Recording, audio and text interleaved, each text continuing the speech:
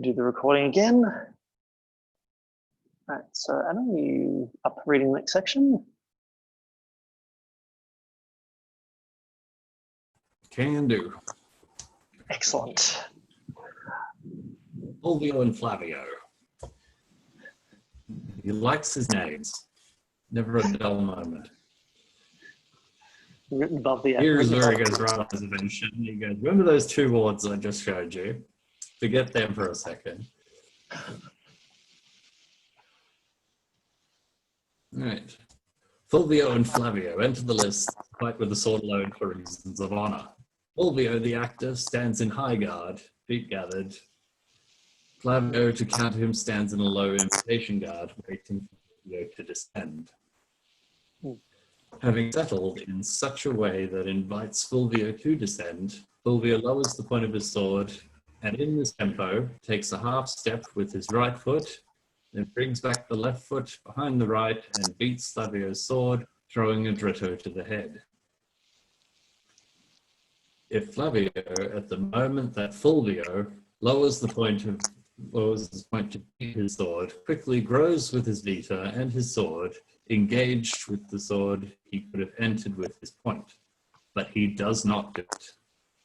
Fulvio, having had Flavio beat his sword and pulled his dritto, places himself on inside guard, having with skill parried the dritto. Fulvio again puts himself in the same high guard and feints a strike at Flavio, sometimes with his point and sometimes with a cut, to carry him out of time, and to find a way to surely hurt him. But Flavio, guessing the designs of his opponent, is on his guard, not believing in any feints by his enemy. Like all those who know that feints have no other purpose than to discover the opponent and be able to be more able to surely offend him. Fulvio, finding that he cannot move Flavio from his position, resolutely places an imbricata to the face. Flavio, waiting with eyes wide open to see what his enemy does, beats Fulvio's sword with the false edge of his sword, bringing him out of vita. As soon as he is beaten, he throws a reverso towards Fulvio's right leg, which Fulvio parries very quickly by turning the hand of his sword to the outside guard, quite rightly parrying the aforementioned reverso. As soon as the reverso is parried by Fulvio, he gives Flavio, in the same line where the reverso has been parried, a stoccata with the point, which Flavio immediately brings back the left foot, dodging with the foot and the vita behind the right leg. He then lowers the point of his sword, bringing out the point of his enemy.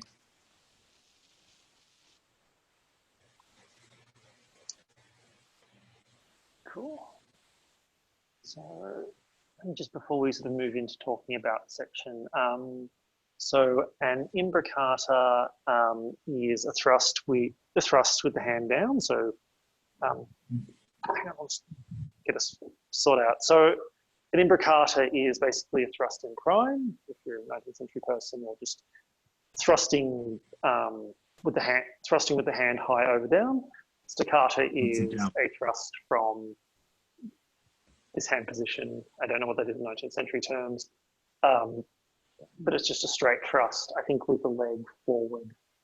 But yeah, it's basically a more typical thrust rather than like an overthrust, if I remember those terms correctly.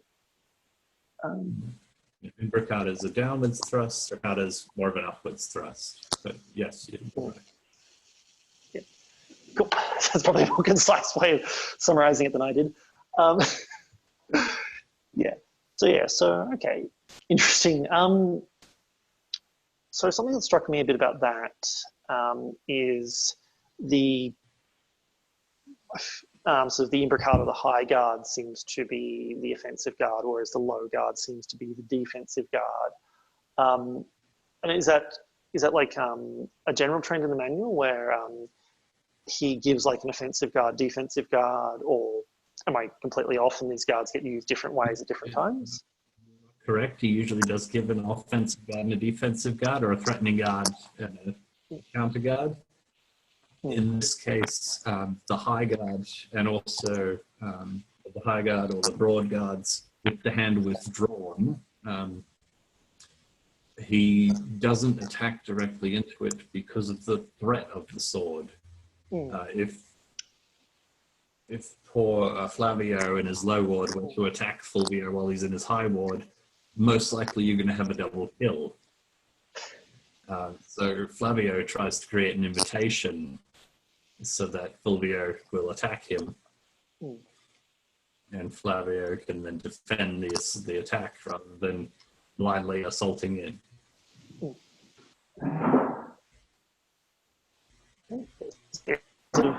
So it's actually something you see in a lot of different systems is low guards are these kind of always defensive, but very open guards. The idea is that you say, right, like just you try and invoke, you just sort of wait for your opponent to attack and then sweep the sword up. But yeah, sort of, it's interesting. So a lot of what they also seem to be trying to do in this, or particularly the attacker, trying to find a way that he can attack, he can attack safely, like he can actually invoke or get his opponent moving or beat his sword when he can't actually reach his sword. I remember many years ago, the first and only tournament I was in, I was fighting an opponent who basically had that sort of guard where his hand is just down by his leg.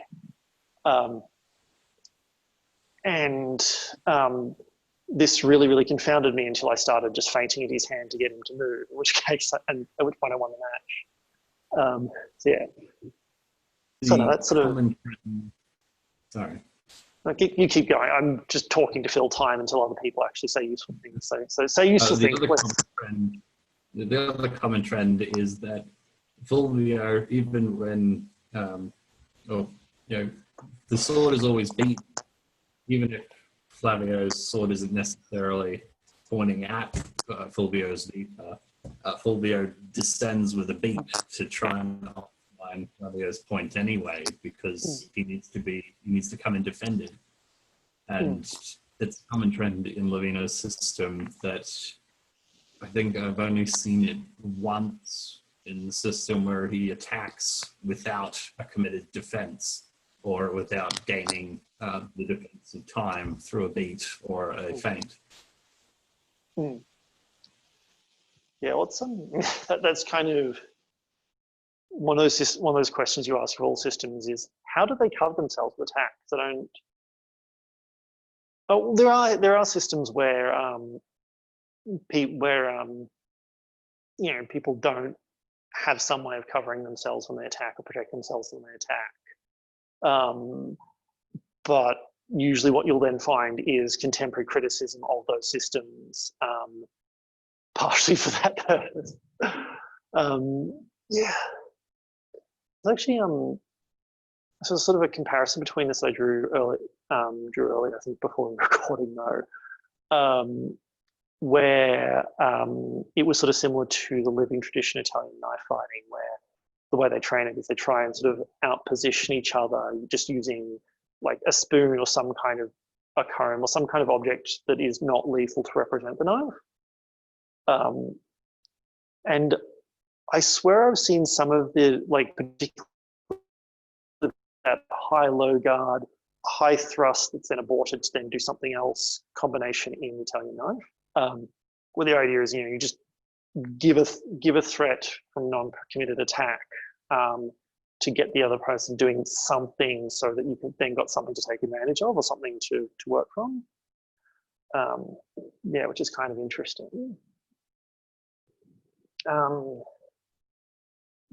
But yeah, sort of what I find interesting as well is there seem to be descriptions of parries, like parrying the leg, where he describes, the hand is turned to parry the leg, but like the exact angle of that seems to be quite vague. Like I kind of can guess as to what the parry was, but yeah, I just found that kind of interesting. Is that sort of, is it that we're supposed to kind of work out what the parry is from where the sword is meant, or what the attack is, and also what the position the person was in prior, or like how does that roll? I believe that he just describes the parry as you've got the inside parry and the outside parry and the inside parry, and it's just presenting the true edge, blocking your opponent's sword. And he doesn't necessarily talk about an exact position for any parry because I assume that it relies on the angle and placement of the opponent's attack.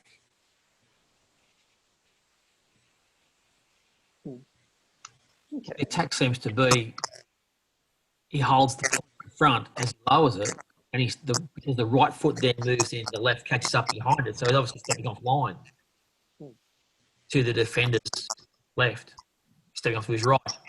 So it would be a straight line coming off the angle and coming in from the side. That's how I read that attack. So the steps have to then be, I call it number one, or inside parry.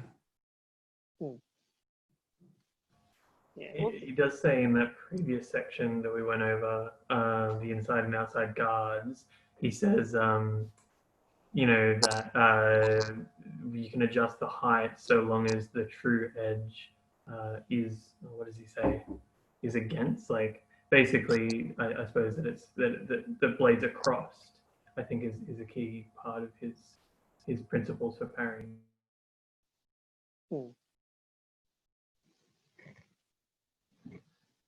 Yeah, sort of, which then sort of presupposes that you kind of, I don't know, I kind of like that as actually a way of expressing the system, because there's a degree, like you kind of, even if you're familiar with it, there's still a degree of intuition that you have to develop, which, you know, is frustrating when you're trying to do an interpretation, because he's not telling you exactly what's meant to happen. But from a teaching perspective, it's often better to give your students, or to have little gaps in what you explain that the students have to fill in themselves, because that teaches them to adapt and to improvise and to kind of to be able to work out solutions for themselves without needing to be told, which is always a very, very weird teaching thing to implement. Back when I taught a year 8 English class, had a student who, anytime I would leave any gap, would immediately demand to know what they were meant to do, down to the extent that they wanted me to run. They once tried to get me to write an essay for them by just continually asking me what they should write for the next sentence.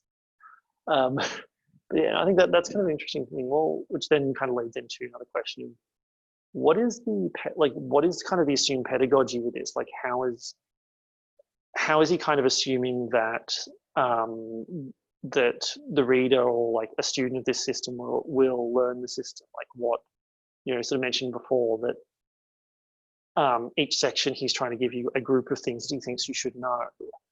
But what's kind of like, how does he kind of, what's his assumptions about teaching method, I guess? Well, he describes how to put it. He describes this as a record of the style of fencing that he's given to King Henry III or whomever it was. But there is a lot of assumed knowledge as part of this that he just doesn't explain. So I'm not sure whether, I don't think this is a complete system per se. Yeah, we're just going to have to fill in the gaps as we go, because he just doesn't explain it. A few of the techniques he gives explanation for in the discussion, which is really useful, but a lot of them just go completely undefined. Yeah, so this is less, so do you think this is also then less, like this is less a teaching tool, more like, it's more like a series of very, very detailed accounts of duels? I think it's more, an account of duels or techniques.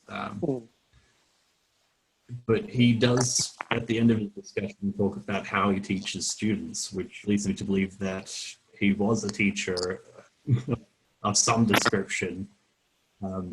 But this book may not be his complete fencing style. It may just be a highlights reel of sorts. Yeah, which I think that was a common thing for a while. Was a fencing instructor would commission a book as not so much as like a teaching manual or something, but as like a promotion tool. I think a lot of particularly a lot of the German manuals and the earlier ones are, here's a bunch of techniques that I know and a bunch of cool things I know. Come employ me. So I don't know. This might be a similar sort of thing where he's describing these bouts, which might also explain why he gives all the participants names to kind of make it a bit more exciting, a bit more dramatic. It's kind of cool. Yeah, it does seem to be something that's like he's basically saying, look, of course you know how to fence, to the king and a noble sort of readership that it's addressed to. Of course you know how to fence, but I've been doing this for a long time. I'm very experienced. I'm a master. Here are some things that you might not know, or like here, you can follow these fights which I'm describing, but you haven't thought to have done these things in these situations. So you can definitely get, a lot out of it. But yeah, it sort of assumes that you're already starting from that page. Yeah, which seems to be, I think, a lot of things. So Mosh has just added in the chat, it feels a little bit like an action comic for people who know how to fence. Which, yeah. Cool. So do we have any more comments on this section, or are we good to move on? I was just going to say, the attack seems like it's offline. It's offline to the outside, or to the inside of the defender. And then he then pulls back up to that high, then just tries it downward thrust back in the face. So if you're looking at a combination of a technique base, then it's a step offline strike with a thrust. Yeah. Okay. Cool. So just gonna. Also, actually, that is a thing you see in the living tradition Italian knights, where if your opponent is low, you go to a high guard to try and put as much distance between their weapon and yours as you come in.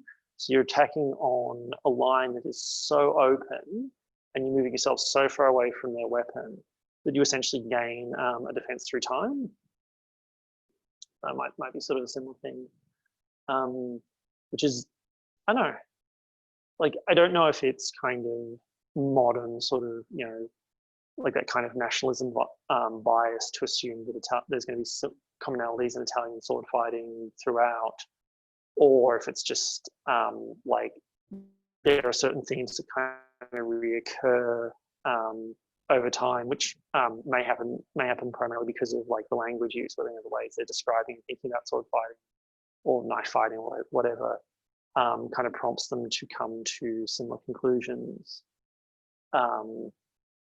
Even though they're doing sort of very sort of separated by time kind of systems, but yeah. All right, so do we have any further comments? I'll take that as a no.